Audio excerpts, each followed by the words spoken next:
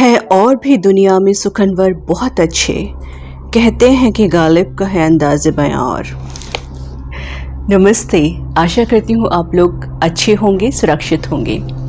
अच्छा, गालिब का अंदाज़े बयां सिर्फ शायरी में, पोइट्री में ही अलग नहीं था, जीवन में भी उनका एक अलग ही अंदाज़ था।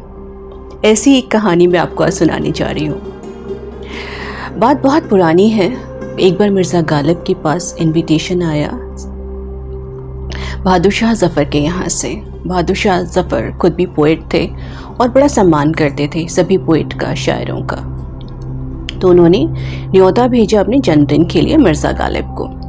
अब मिर्ज़ा गालिब तो थे फक्कड़ कवि, बहुत ज़्यादा पैसे तो थे नहीं उनके पास, अपना मस्ती में रहते थे, जो मिला पहन लिया।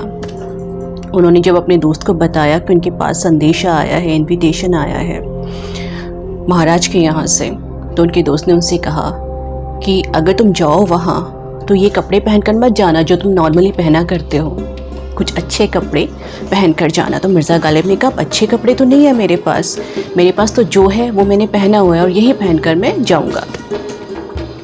उनके दोस्त ने उन्हें समझाने की कोशिश की कि अगर तुम्हारे पास नहीं है तो किसी से ले लेते हैं, मांग लेते हैं एक दिन के लिए कपड़े, वो पहनकर आप चले जाना। मिर्ज़ा गालिब ने कहा, फिर मैं मिर्ज़ा गालिब तो नहीं रहूँगा, मैं तो कोई और बन जाऊँगा। खैर, उन्होंने अपने दोस्त की बात नहीं मानी और वो गए बहादुर शाह ज़फ़र के यहाँ। जब वो गए तो वहाँ दरबार ने उन्हें अंदर नहीं घुसने दिया। दरबार ने कहा कि नहीं, आप सारे मेहमानों को पहले जाने दीजिए, आप यहीं खड़े रहिए। अब धीरे धीरे करके एक के बाद एक सारे मेहमान अंदर चले गए। मिर्ज़ा गालिब वहीं खड़े होकर इंतज़ार कर रहे थे। तो फिर उस दरबार ने कहा कि कहाँ से चले आते हैं, ये बड़े इलीट लोगों के लिए, सम्मानित लोगों के लिए महफिल है, तुम कहाँ जा रहे हो? तो मिर्ज़ा गालिब ने अपना इनविटेशन दिखाया, कहा कि मुझे बहादुर शाह ज़फ़र ने बुलाया है इस जलसे के लिए। तो उस दरबार ने कहा, नहीं हो नहीं सकता, तुमने ज़रूर ये कहीं से चुराया है, ये इनविटेशन तुम्हारा नहीं हो सकता। खैर, उनका जो मित्र जिसने उन्हें सलाह दी थी कि वो कुछ अच्छे कपड़े पहन कर जाएं, वो भी उनके साथ था। तो इस बार उसने फिर से कहा कि देखो, ऐसे तो तुम अंदर नहीं जा पाओगे, मेरी बात मानो, फिर से कह रहा हूँ, किसी से कपड़े लेते हैं, कुछ अच्छे रेशमी कपड़े, रेशमी लिबास जो महल में जाने के लायक हो, वो पहनकर चलते हैं। इस बार मिर्ज़ा गालिब ने बात मान ली अपने दोस्त की और उन्होंने किसी से कपड़े लिए, पहने, और इस बार जब वो गए तो दरबार ने उन्हें बड़े सम्मान के साथ अंदर जाने दिया। खैर, मिर्ज़ा गालिब जलसे में शामिल हुए। अब जब खाना खाने का समय आया तो मिर्ज़ा गालिब ने बड़े प्यार से खाना उठाया और कभी वो अपनी टोपी को खिलाते, कभी अपने जूतों को, कभी अपने कपड़ों को। अब ये सब देखकर बहादुर शाह ज़फ़र कुछ देर तो चुप रहे, बड़े हैरान होते रहे कि क्या है ये, मिर्ज़ा गालिब कुछ अजीब किस्म के इंसान है। बहुत अजीब लग रहा था महाराज को।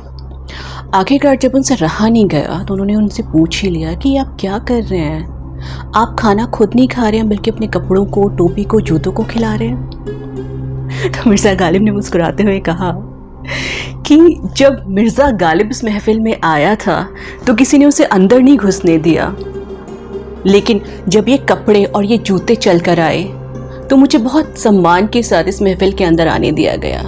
तो अगर इस महफिल में मैं खाना खाता हूँ तो वो तो गलत होगा ना, क्योंकि जो न्योता मिला है वो तो मेरे कपड़े, जूते और टोपी को मिला है, तो मैं कैसे खाना खा सकता हूँ इस महफिल में। ये कहकर मिर्ज़ा गालिब ने पूरी बात बहादुर शाह ज़फ़र को बताई।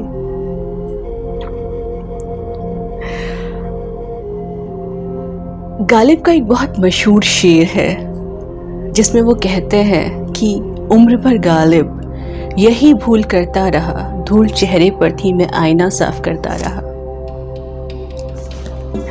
हमें से बहुत सारे लोगों के साथ ऐसा होता है। हम सब जाने अनजाने, कई बार सोच समझ के, कई बार अनजाने में लोगों को जज करते हैं, लोगों को जांचते परखते हैं कि उन्होंने कैसे कपड़े पहने हुए हैं, कौन सी पोजीशन पर है, पावर में है या नहीं है, और उसी के अनुसार हम उन्हें सम्मान देते हैं। कहीं ना कहीं हम ये भूल जाते हैं कि कपड़ों से ज़्यादा वो इंसान इम्पॉर्टेंट है जो उन कपड़ों के अंदर है। आई होप कि आप लोग ये कभी नहीं करेंगे। अगर आपके जीवन में भी कभी कोई ऐसा समय आया हो जब आपने भी ऐसा देखा हो अपने आसपास कि इंसान की कोई कीमत नहीं है, कीमत है तो सिर्फ उसके कपड़ों की, उसकी हैसियत की, उसकी औकात की, तो बताइएगा ज़रूर। Till then, take care, stay safe.